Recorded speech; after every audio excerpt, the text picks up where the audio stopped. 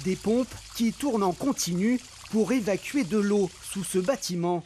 Voici le drôle de spectacle que vivent les voisins de cet immeuble situé à l'entrée du Muy. Sorti de terre il y a plus d'1 an, il poserait selon eux de gros problèmes. Au départ, ils étaient pour assécher le sous-sol, donc jusqu'ici tout va bien. Sauf que l'assèchement du sous-sol, ça a duré plus de 3 semaines. Et puis en fin de compte, c'est plus le sol qu'on assèche, c'est la nappe phréatique. Donc là, on touche à l'écosystème, on touche à la biodiversité, on touche à l'écologie. Donc là, c'est plus possible. Un collectif d'une quinzaine de riverains s'est d'ailleurs organisé. Selon eux, la présence continue de ces pompes depuis 3 semaines est incompréhensible.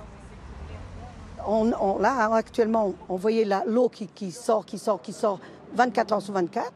Et on s'est dit non, c'est pas possible. On nous dit d'économiser l'eau, ne pas mettre de l'eau dans les piscines. Il y a de l'eau qui est déversée comme ça, qui sort de la nappe phréatique. On trouve ça pas tout à fait logique. Les 75 appartements, dont 30 logements sociaux, sont toujours inhabités. Contactée, la mairie du Muy indique qu'une procédure juridique est en cours avec le promoteur pour trouver une solution.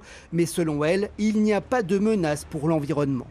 Il est nécessaire de pomper pour pouvoir envisager un cuvelage, c'est-à-dire rendre étanche le bâtiment.